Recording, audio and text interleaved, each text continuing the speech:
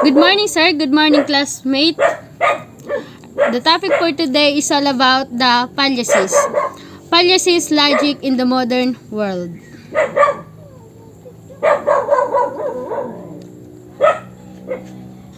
The most notable teacher in Greece were Protagoras of Abdera, Gorgias of Leontini, Prodicus of Chios, Hippias of Elis, and Atiphon of Athens. They are sophists and were undoubtedly brilliant philosophers and probably even well-intentioned and sincere educators. But they made one wrong move the world could not forget. The philosopher Socrates, 470 to 399 BC, started his unrelenting assault against their shady dealings, and his follower Plato, 427 to 347 BC, immortalized their attacks against them in his illuminating literary masterpieces. So sabi dito, yung pinakakilala o pinakatanyag na guro ay sina Protagoras of Abdera, Gorgias, Leontini, Prodicus of Chios, Hippias of Elis, and Atiphon of Athens. Sila isang sophist at walang duda na napakatalino nila, at dahil na rin na sila isang philosopher na may mabuting intensyon at taos-pusong makapagturo. Ngunit sila ay nakagawa ng isang pagkakamali na marahil ay hindi makakalimutan ng buong mundo. Sinimulan din ni Socrates ang kanyang pag-aatake laban sa kanilang pakikitungo, at ipinatuloy ni Plato ang kanilang pag-aatake gamit ang kaniyang mga obra maestra sa panitikan.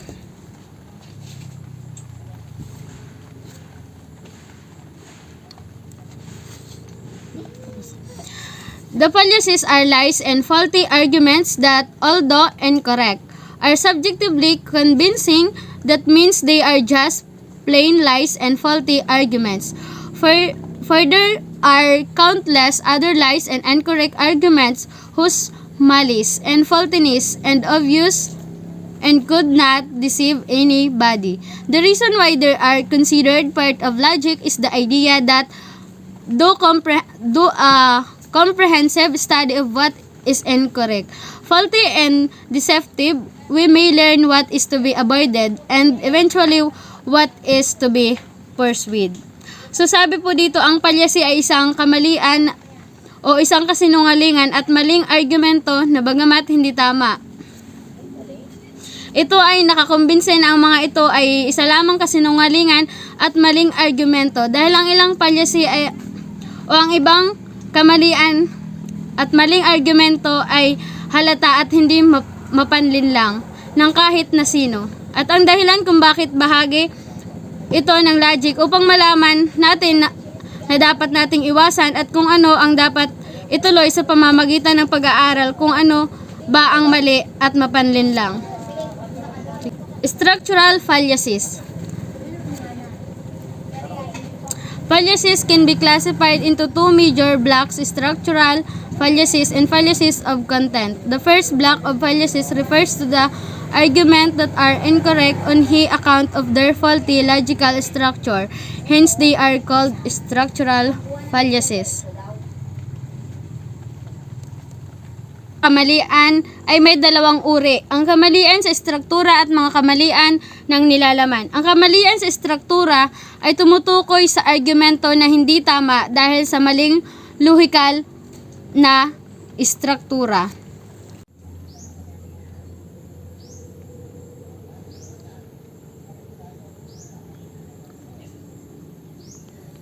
The inductive fallacy of hasty generalization. The two principles for higher probability in inductive reasoning. First, the wider the scope of the premises, the higher probability, and second, the more representative the scope, the higher probability. The inductive fallacy of hasty generalization occurs when any of or both of the two principles are violated. Sabi dito, ang dalawang prinsipyo para sa posibilidad sa inductive na pangangatwiran ay ang una, mas malawak ang saklaw, mas mataas ang posibilidad. Pangalawa, mas kinatawan ang saklaw, mas mataas ang posibilidad. Ang inductive fallacy of hasty generalization ay nangyayari kapag ang alinman sa dalawang prinsipyo ay nilabag.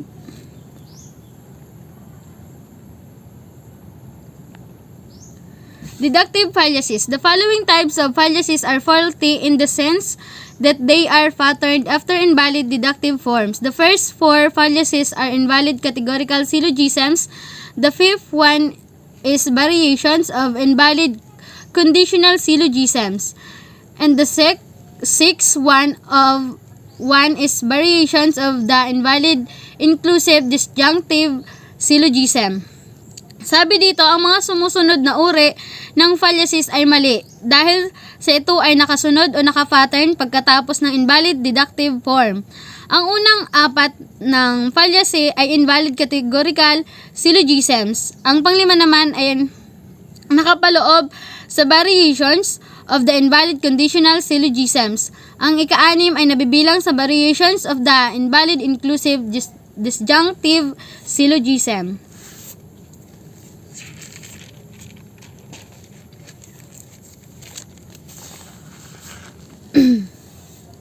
The four-term fallacy.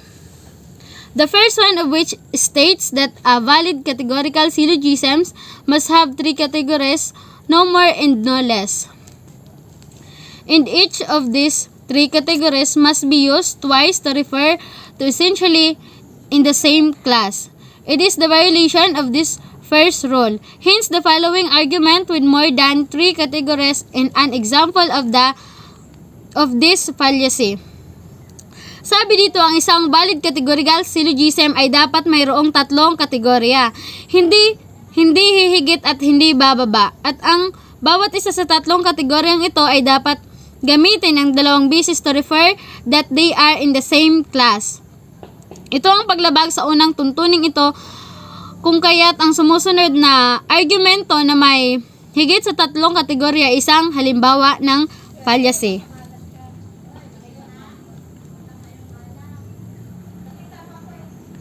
The fallacy of faulty exclusion. The second rule of constructing and evaluating categorical syllogisms states that in a valid categorical syllogisms, either there must be no exclusion, or if ever there must be two, one of which should appear in the conclusion. The fallacy of faulty exclusion is a violation of the second rule. Sabi dito, ang pangalawang tuntunin ng pagbuo at pagsusuri ng mga categorical syllogisms ay nagsasaad ng ang isang valid categorical syllogisms alinman ay dapat na walang pagbubukod. Kung mayroon man, dapat mayroong dalawa at isa dito ay dapat lumabas na konklusyon. Ang fallacy ng faulty exclusion ay isang paglabag sa pangalawang tuntuning ito.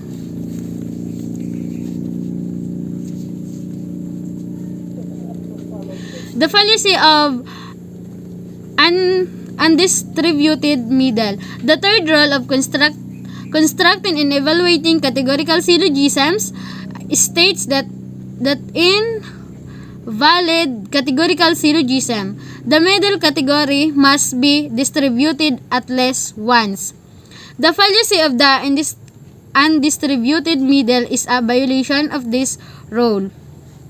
Sabi dito, ang ikatlong tungkulin ng pagbuo at pagsusuri ng categorical syllogisms ay nagsasaad na isang valid categorical syllogism. Ang middle category ay dapat na ipamahagi kahit isang beses. Ang fallacy ng undistributed middle ay isang paglabag sa tungkuling ito. That's all. Thank you. The second reporter is Karel Mutya. So now let's proceed to the fallacy of illicit distribution. Here, the fourth rule for constructing and evaluating categorical syllogism states that in a valid categorical syllogism, Every category in the conclusion that is distributed must also be distributed in the premise in which it appears. So, may isang example dito ng arguments that stating the fallacy of illicit distribution.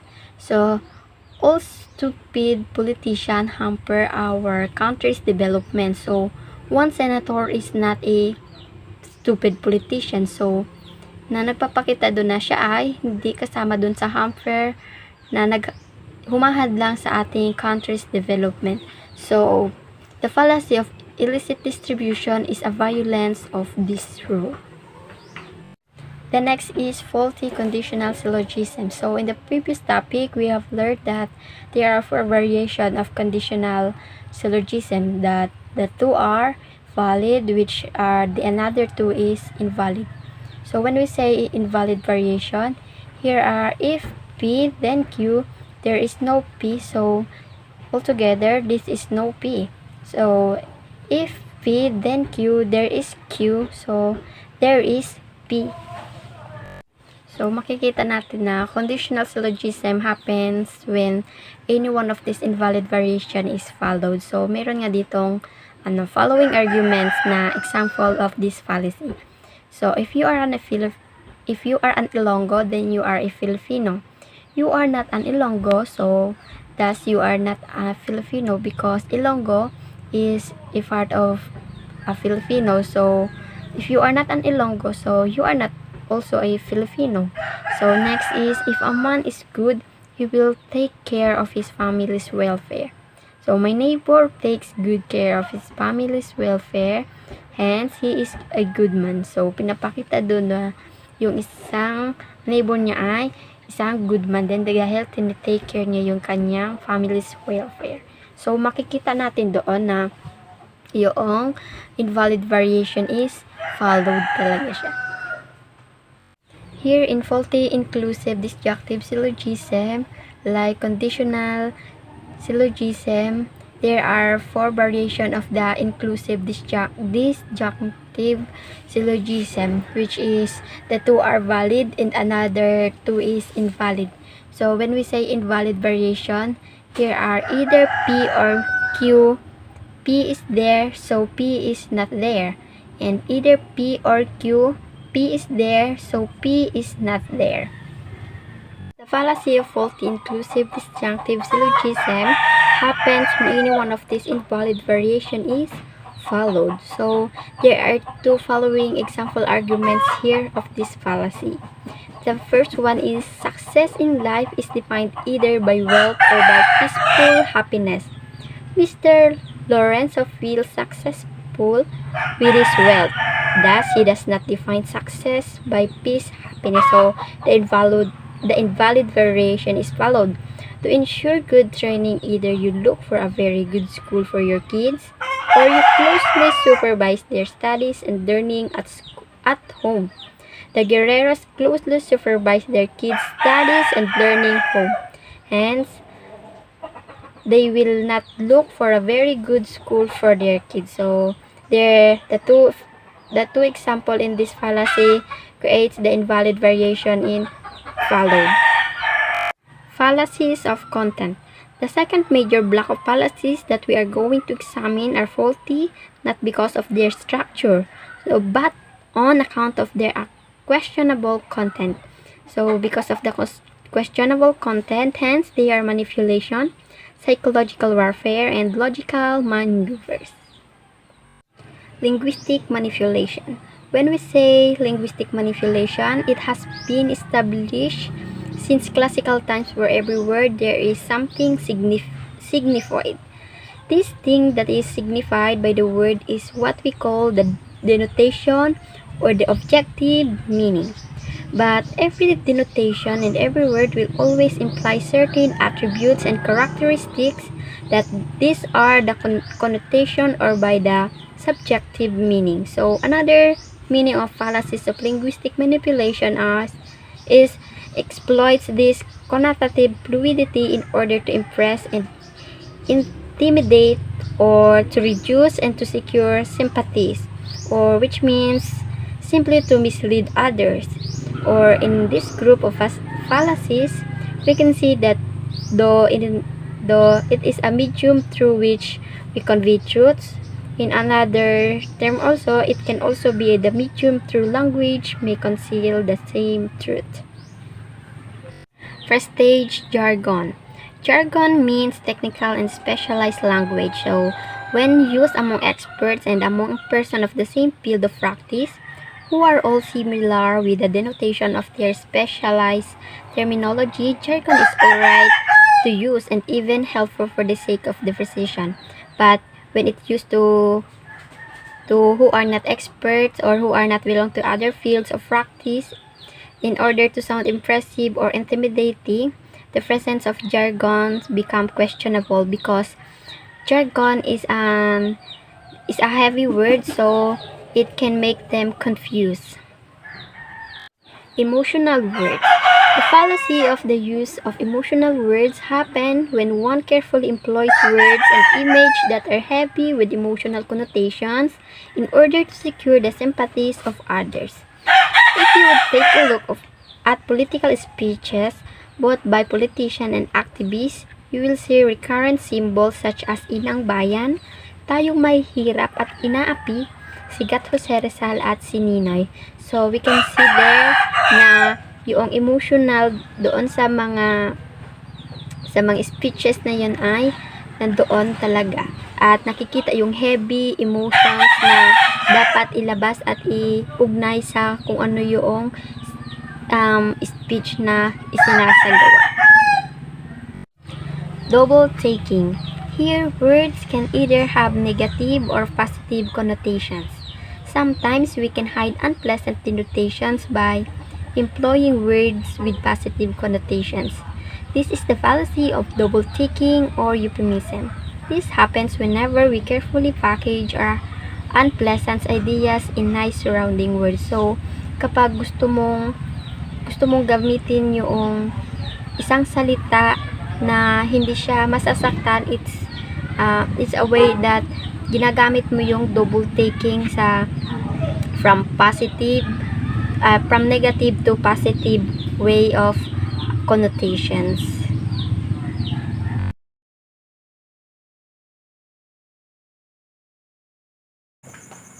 Hello everyone, I'm Sheila Magparangalan and my next topic is meaning from association. Okay, when we say meaning from association, it is perhaps the most abused fallacy in the production of commercial advertisements. The advertised products are put side by side with logically unrelated things and ideas to suggest that if you purchase this or that product, you too will get the associated things and ideas. Okay, for example, a bottle of whiskey is shown in front of a famous masterpiece painting.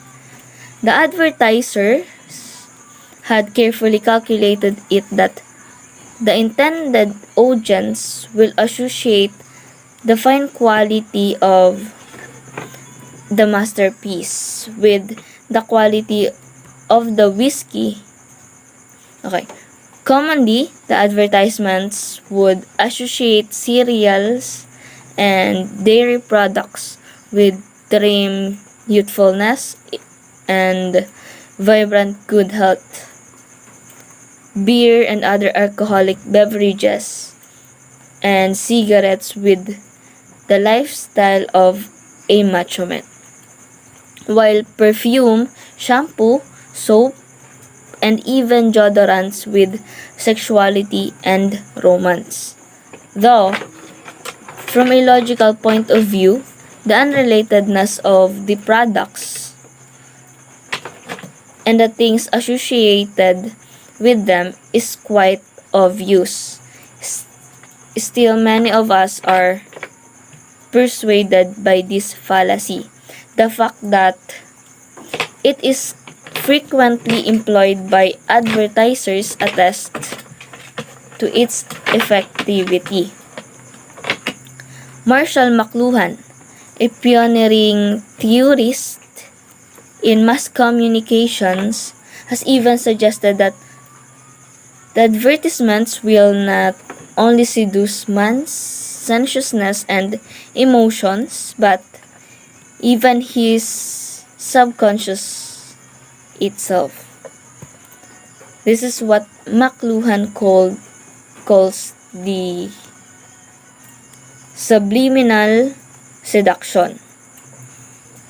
This same fallacy is employed by the politicians whenever they circulate pictures of themselves in a pose with, let's say, Mother Teresa of Calcutta, or the Pope, or the Archbishop of Manila, or with any other important personalities in newspapers, self-printed calendars, and posters. Next is misuse of authority. The fallacy of misuse of authority is widely used psychological tactics, since we cannot possibly be experts in all sorts of fields. Consulting and appealing to authorities are oftentimes useful. For example, when one finds a mathematical problem too difficult, it is only appropriate to consult one's mathematics professor. Or when you are having a problems with an English composition, the best thing to do is to approach the language professor. The fallacy of misuse of authority happens whenever we cite an authority in one given field regarding an issue that is outside his or her field of competence. For example, it is alright to consult Dean Lucrecia Casilag, a national artist in music, on issues pertaining to music, but to consult her regarding problems like architecture or literature, it would be questionable and fallacious. We have to remember that the authorities in one field are not necessarily expert in other fields. For another example is when a movie actress recommends a designer jeans, or when a basketball player is shown to prefer a particular brand of soft drink. They too are guilty of this fallacy. Repeated assertion. It is a fact that it is easier to accept a lie that one has heard many times before than to accept truth that one has never heard of. The fallacy of repeated assertion takes advantage of this psychological fact. This fallacy repeats or multiplies essentially the same assertion with the aim that sooner or later people will accept it as true. For example, is Adolf Hitler. He used this fallacy when he practically littered Germany with his ideological banners and slogans. The politician who clutters all the street corners and public walls with his and office long before election time, and with the truckloads of posters during the campaign season, is guilty of this fallacy. More ingenious advertisers will compose catchy jingles or television scene that will hopefully recur over and over again in heads of the audience, so that even though the advertisement is no longer in front of them, they will still see it or hear it in their minds. But, of course, stating a lie 100 times will certainly not make it true. The person's attitude is his habitual way of regarding other persons, objects, situations, or ideas.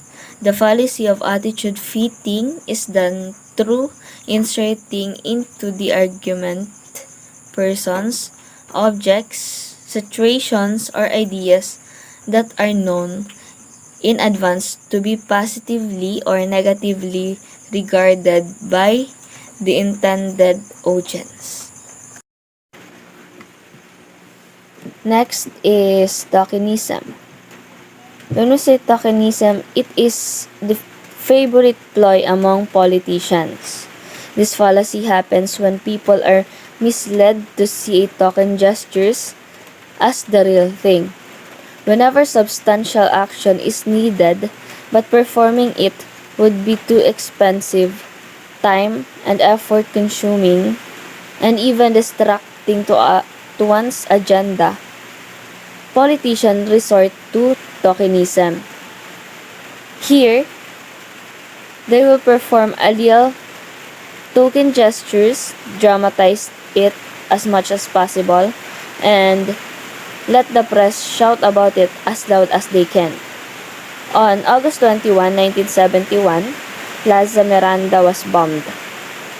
2 grenades exploded in the middle of a political rally, which killed 9 and wounded several persons.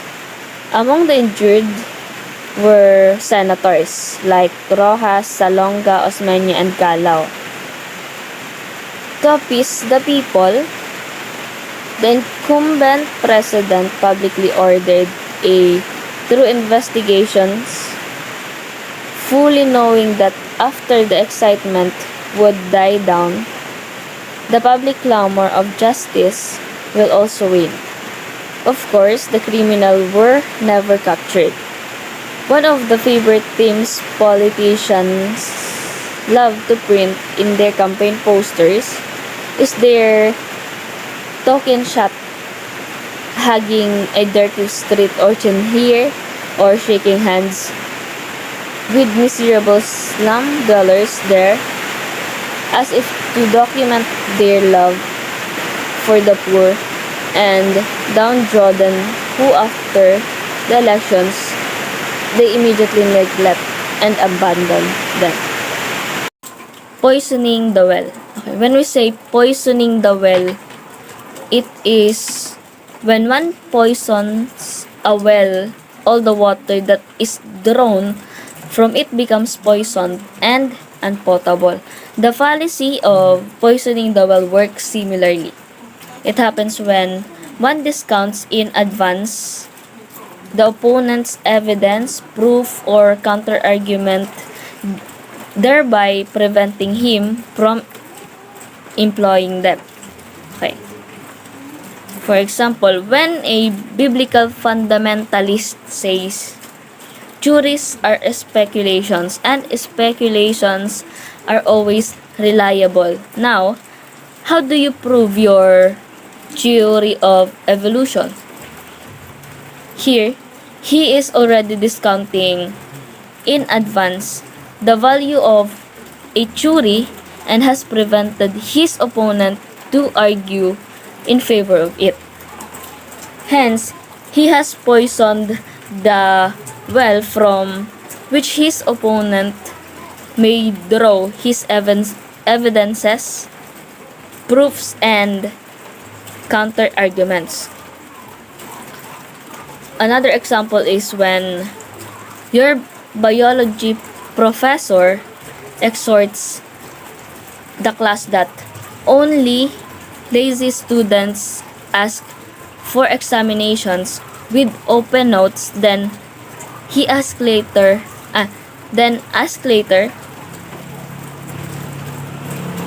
on who wants an examination with an open notes.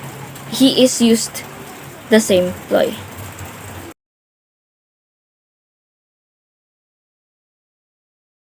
Good morning, everyone. I am Jara Andiliman, and here is my report. Rationalizing. If real reasons are not available, pleasant reasons can always be made. This is the fallacy of rationalization. It makes a clearly delicious bunch of grapes sour and the obviously sour lemon sweet.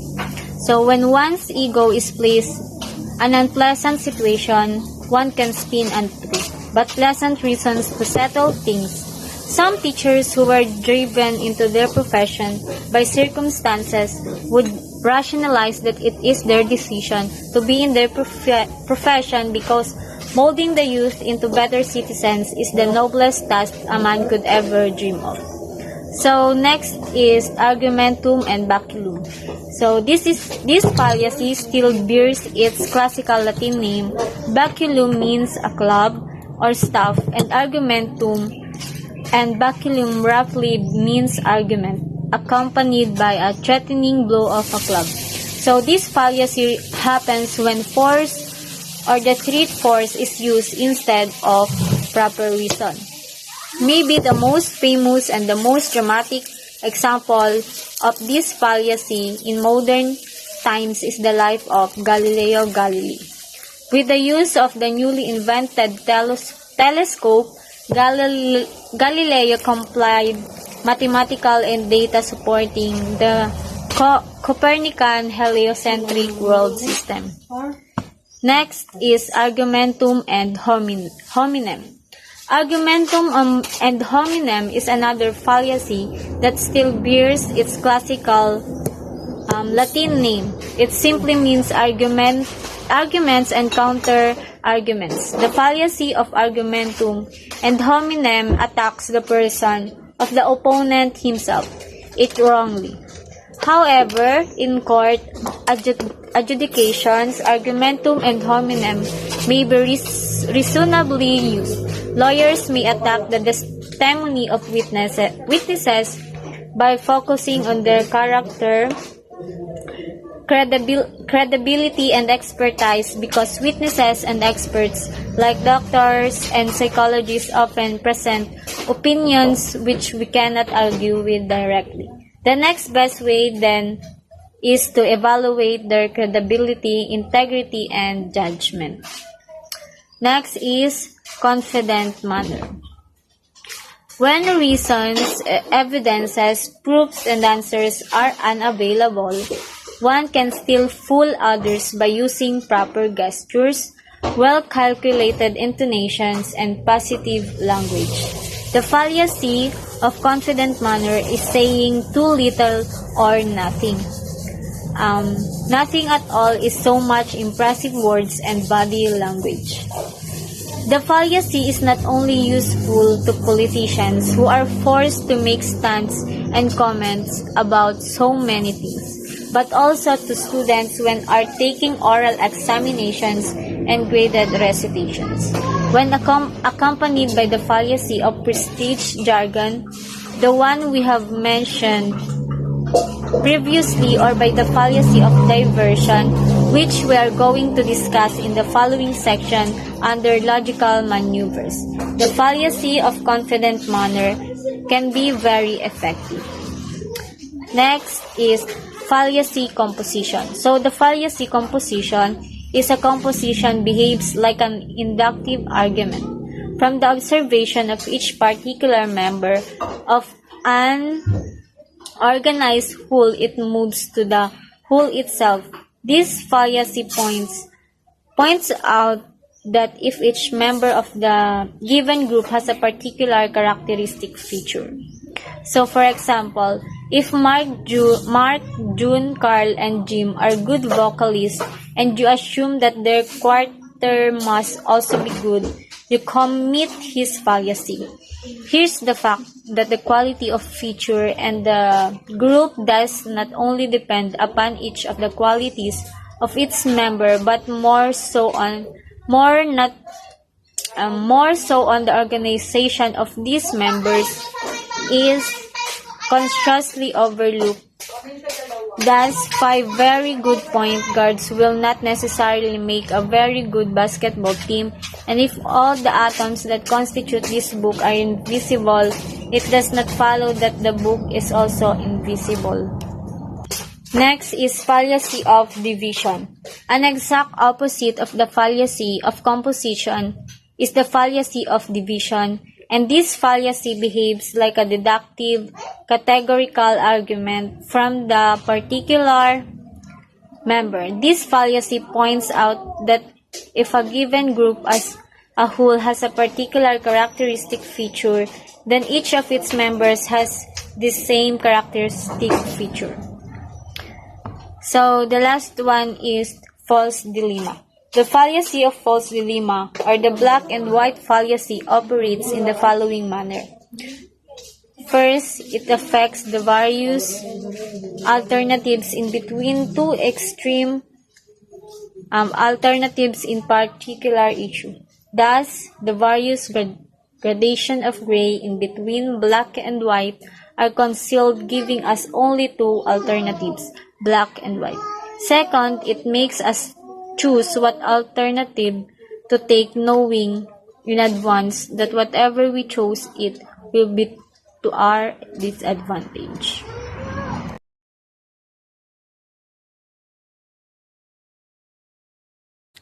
Argument of the bird. The fallacy of the argument of the bird does the opposite thing by capitalizing the various shades in the middle ground and concealing the differences of the two opposite extremes in the end.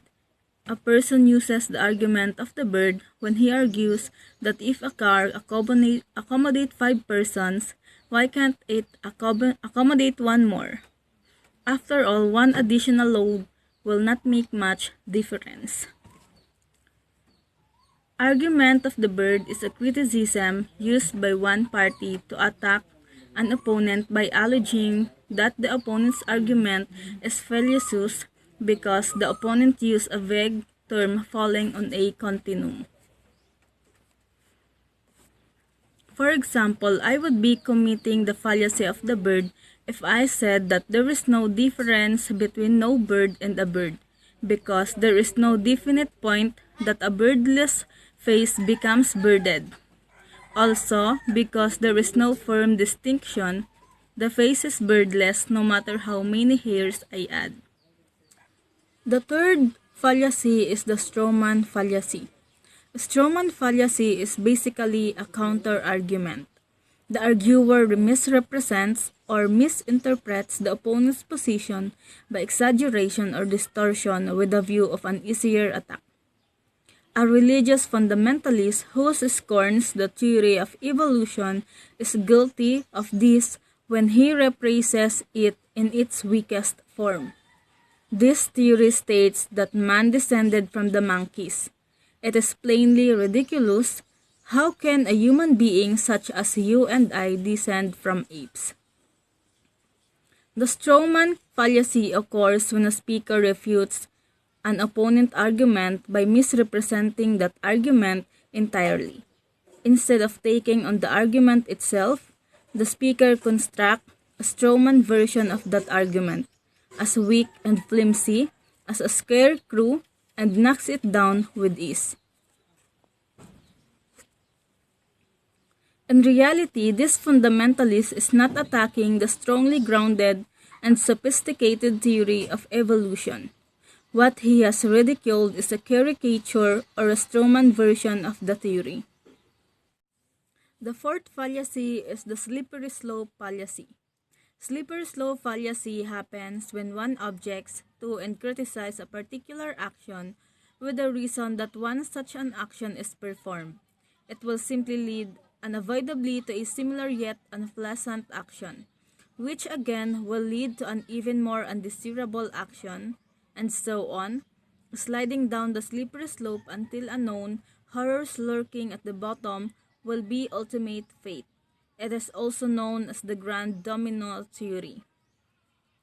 It's said that once upon a time, Aesop defended a corrupt politician in front of a jury with another story about Fox and the Hedgehog. The fox was irritated by the fleas, and the hedgehog offered to remove them from the fox's back. But the fox replied, "No, these fleas are full and no longer suck much blood. If you take them away, new hungry fleas will come." Then Aesop addressed the jury. "If you put my client to death, others will come along who are not rich and will rob you completely." For example, if we allow the children to choose the movie this time, they are going to expect to be able to choose the school they go to or the doctor they visit. Additionally, a slippery slope fallacy is a course of action being rejected because, with little or no evidence, one insists that it will lead to a chain reaction resulting in an undesirable end or ends. Remember, slippery slope argument is not always a fallacy. Diversion. Diversion is the fifth fallacy. It is not totally strange operation for students. This is what they do when their professor asks them a question whose answer they do not know, and start to reply lengthily regarding some related things that they know. Diversion means wandering from the main point or going away from the subject matter. The best example for this fallacy was the election campaign. Politicians resort to the fallacy of diversion during a political campaign. Instead of proving his capabilities to the people, his integrity and sense of leadership, he spends his time talking about what he thinks the people would like to hear. And the last fallacy is the begging the question. Begging the question fallacy happens when a person runs to a short of reasons for his claims. One political cartoon in 80s used this fallacy as its punching line. The cartoon character, in a pensive mood, starts his soliloquy. "Government teachers are not well paid. This is because the persons responsible for our national budget are not competent. They are not competent because they were not properly educated. They were not properly not educated because their teachers were not enthusiastic. They were not enthusiastic because they were not well compensated. Thus, government teachers are not well paid." Begging the question is a fallacy in which a claim is made and accepted to be true, but one must accept the premise to be true for the claim to be true. For example, the soul is immortal. Since it lives forever, since it does not die, thus it is immortal. Thank you and God bless.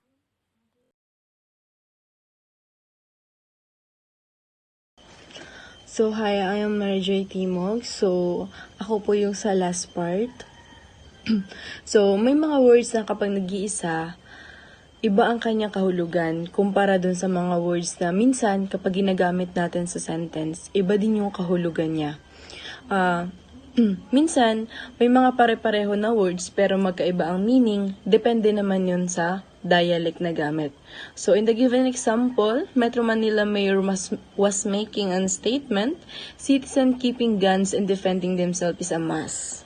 But in reality, the mayor was saying, citizens keeping guns and defending themselves is a must if what we envision is the society infested with anarchy and vigilantism. So it is really different. So before I close this, let's summarize the topic. First, about the art of conjuring tricky arguments back to the sophists of ancient Greece. So dito is talagang sinama ni Aristotle sa kanyang kumbaga talagang tinalakay natin, bakit nga ba sinama ni Aristotle ito sa kanyang pag-aaral? So the second one is we define the fallacies as lies and incorrect arguments and the linguistic manipulation. Then third, we study the two types of structural fallacies. Nalaman natin na yung pagiging fallacious nila is base lang dun sa mga faulty logical structure. Fourth is we examine the three types of fallacies: the linguistic manipulation, psychological welfare, and logical maneuvers. Thank you.